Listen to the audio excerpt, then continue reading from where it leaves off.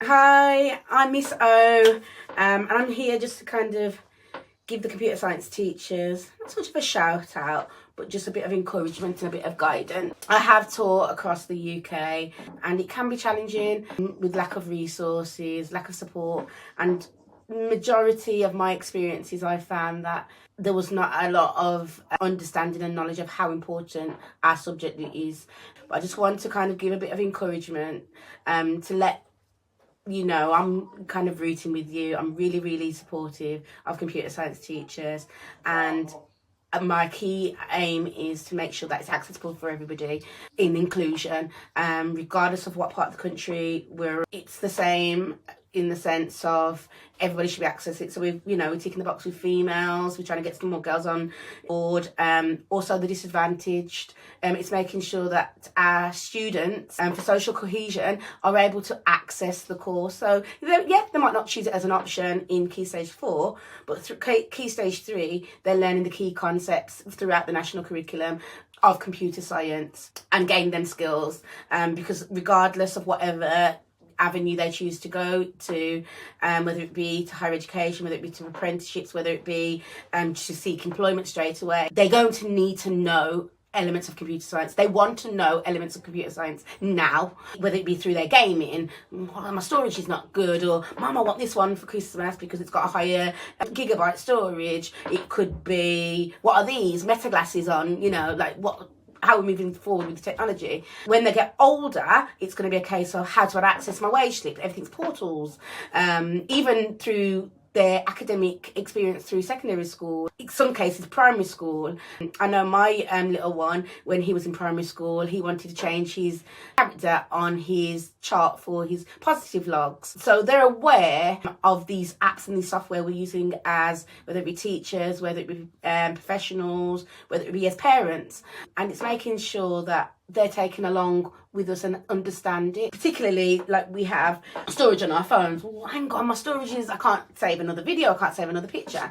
So I can go on and on and on and on and on, and how important computer science is and how important it is for everybody, because my passion is to make sure everybody can access it. Yes, they might, like I say, they might not want to choose it as an option, and that's fine as a GCSE, but it's really important that they gain those skills and understand the change of technology, the change what's going to be happening around them, whether it be through technology like these meta glasses what I've got on. What are the implications of that? What's the implications of facial recognitions? What are the positives? What are the negatives? When they go to the doctors, they may have to have an x-ray, and it's got to go through an artificial intelligence process to give the doctor an outcome. What's it going to look like for them in the next 5 years? I mean, we know ChatGPT, that was introduced in 2022. We're 2025 now, aren't we? So 3 years on, how has that evolved? Do you know what I mean? There's so much different softwares now, or chatbots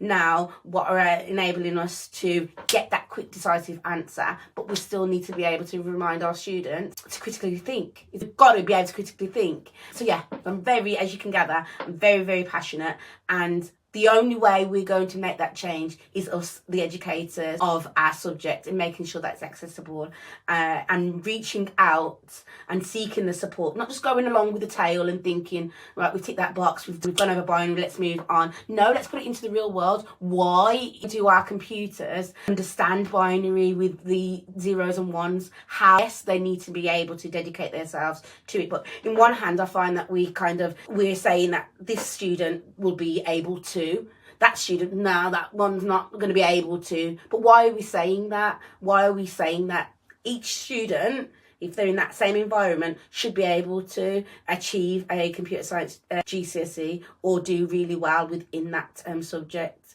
regardless of, we think this one's strong and this one's weak? Because if we really think about it and we unpick it within our school environment, we don't acknowledge computer science as we should, in relation to making sure that our teaching staff are equipped, they're having CPD, they're sharing resources, they're gaining resources. The technology, let's go back to the basic.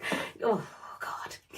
Making sure that the actual technology, what we're expecting the students to use, is accessible. It actually works. You want to cram 30 students into a room and say, right, let's go. I need you to log on. We need to do this. Half the time, miss, the computer's not working. Sir, the computer's not working. You know, that took a chunk of our lesson. And making sure, yes, it's not a core subject, but if you want to say in one breath that it's really challenging, it's really up there, it's really hard, let's give it that then. Let's give it what it needs.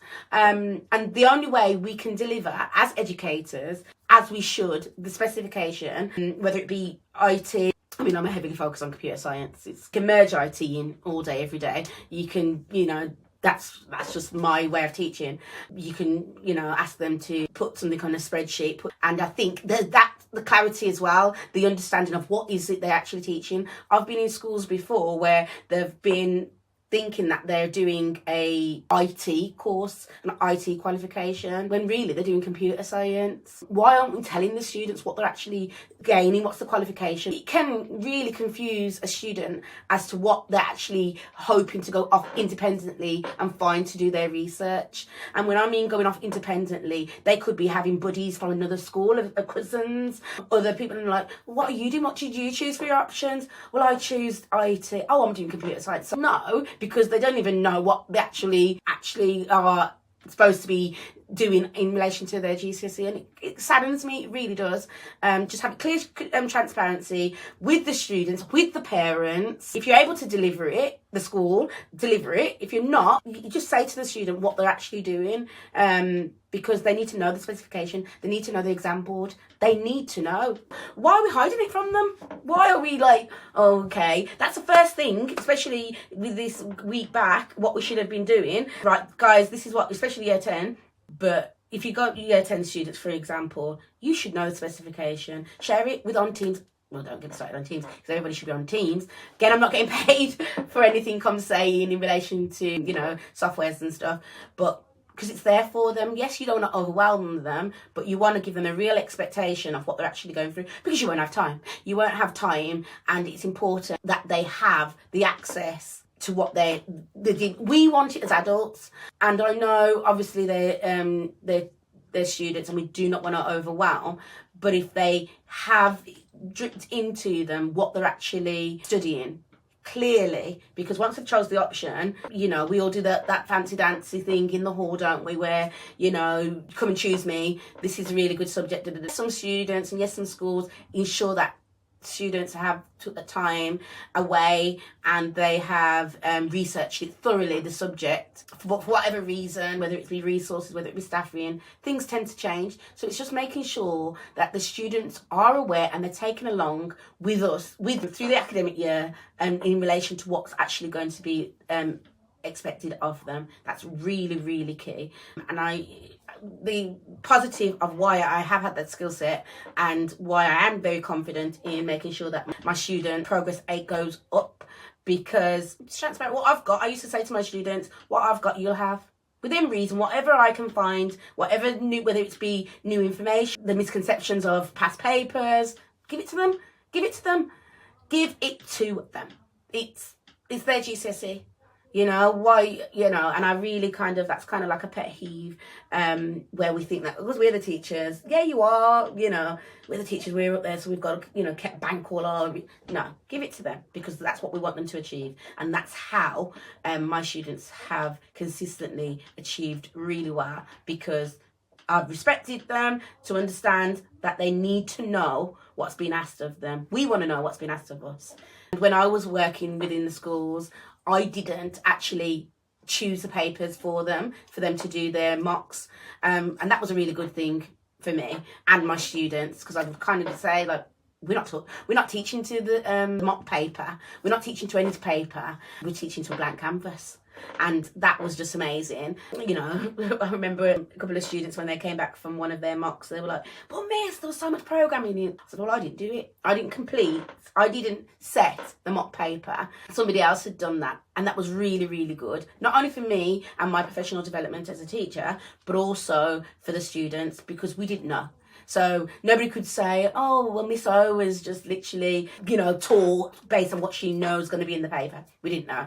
And that's really key concept as well, because you've got to cover the specification.